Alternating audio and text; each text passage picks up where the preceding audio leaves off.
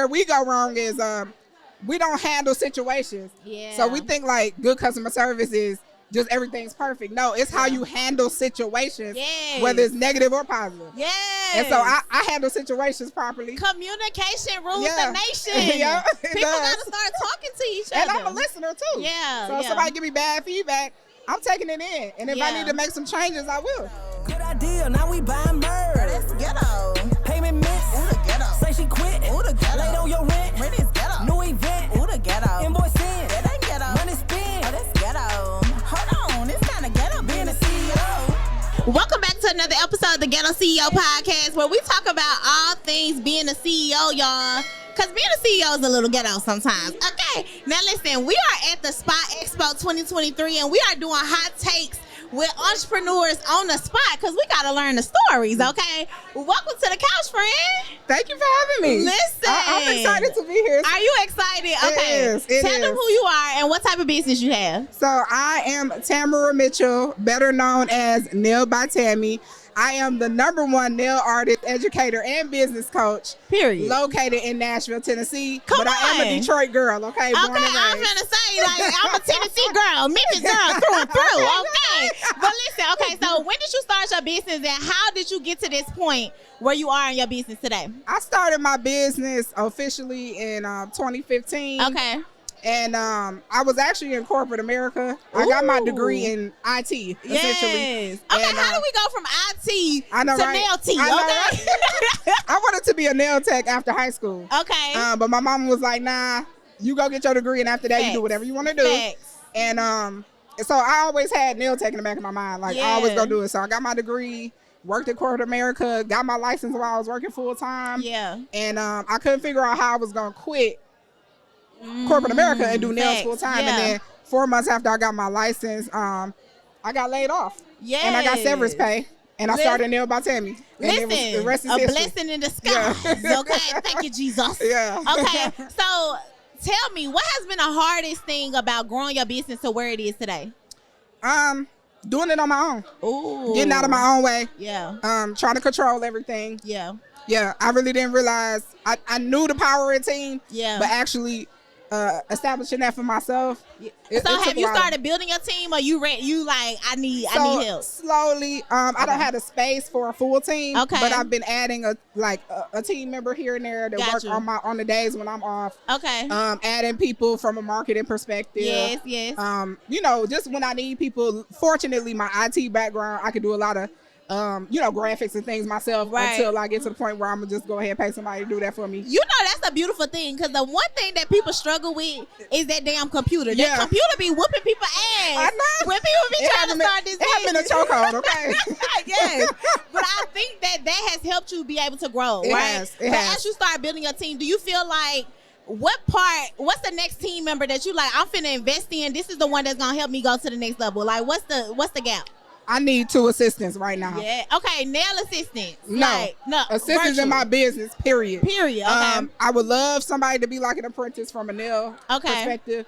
But I definitely need a VA, and I definitely need somebody in Nashville that is that'll be like a social media intern for me. Gotcha. Because I do all my content myself. Yeah. I'm at a point where I need somebody to edit. Yeah. I need somebody to help me brainstorm ideas. Work. Yeah. All that stuff. So yeah. Yes. Have you been completely isolating yourself in business? Like, you don't have people that you could do this business with. Well, you need coworkers, and that is why we created the Entrepreneurs Coworkers Community. This allows you to be able to develop relationships with other people in your community. So in the Entrepreneurship Coworkers Community, we have a complete Slack channel where you get to talk to other CEOs just like you. We give you a quiz to find out who you are and what type of CEO you are. And in this quiz, you get to meet other CEOs that may be more creative or traditional or hybrid. We have these CEOs there for you. But even taking it up a notch, we have local chapters in your city, from Atlanta to Dallas to New York to Houston to Chicago, chapters in your city where we're actually linking up every single month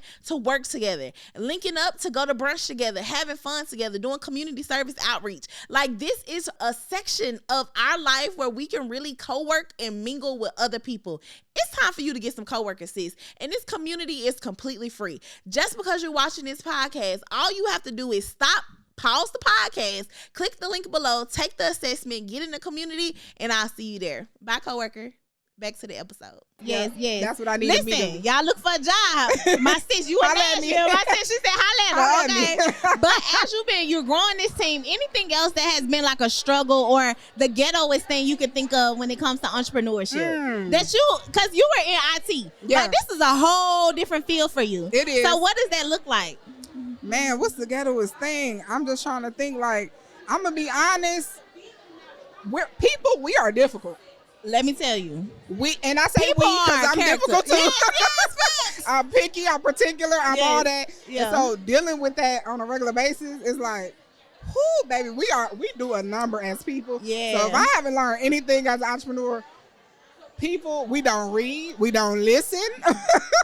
They do not read. They do not read. We do not read. Right. No, that's a fact. And I think as a service-based, because we are at the Spa Expo, and a lot of us are service-based businesses, right? Mm-hmm. And I think the hardest thing to really grow your business is learning to get out your own way, not being your own, you know what I'm saying, and have that customer service so that you can serve the people. Because you know they used to say, like, the people is always right. The customers are, that ass be wrong. They be wrong.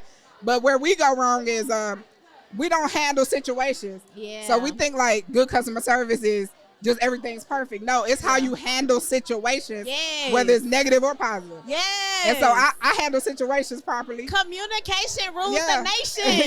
People got to start talking to each other. And I'm a listener too. Yeah. So if somebody give me bad feedback, I'm taking it in. And if I need to make some changes, I will. Yeah, I love that. So switching gears a little bit, they say that in the spa world or the beauty world, you are like a part therapist. Have you felt like that in your season of entrepreneurship? Absolutely. I'm a therapist. Yes. Look, I know stuff that people don't know. And then I got to take to the grave, okay? Yes. And, but that, I built that trust. Yeah. And sometimes, I tell my clients some of my business too. Yeah. Because they can give me advice. Yeah. So they help me as well. I love that. So what does this next season look like for you? Like what for the next, if you have to go on a stretch for the next 12 months, like what are you trying to implement? What's about to happen? And what can we expect from you? I'm going to tell you. Yeah. It's already happening. Listening. Come on. 2024. Yes. Remember this interview. Yes. It's about to be lit. Beginning. It's about to be lit. Yes. It's up. It is up all of 2024. And this is the full circle moment. Yes. Because I reposted when you posted about the nail tech. I reposted your video. Or the clip. Yeah. And I did like a little feedback as a nail business coach. And it went viral. And then we invited the young lady, me and my friend Monrae Nails, Jasmine. We invited her on our talk that we do on IG. So that was it. I was like, I got to do this interview. Got to get on the couch, y'all. Well, listen, y'all, being a CEO is super ghetto, but we are at the Spa Expo and all the queens are going up, okay? Yes, listen, any words of encouragement to a nail tech that's watching this that's like, I want to be where she is at? What would you say to them? The first thing is the mindset has to shift. Like in the nail tech community, period, we only think about providing services instead of doing business. Yeah. And so ever since I started thinking about actually doing business versus just, I don't want to be I do nails, nail tech. I want to be a big business. I do business. Yeah. And think bigger. Yes. Think bigger, y'all. This was good. If y'all enjoyed this hot take, y'all blow the comments up. Y'all tap in with my girl. If you in Nashville, go support her. If you looking for a job, call her, okay? But this is another hot take with the Ghetto CEO podcast at the Spa Expo 2023. Yes. And I'll see you on the next one. Bye, y'all. Invoice in.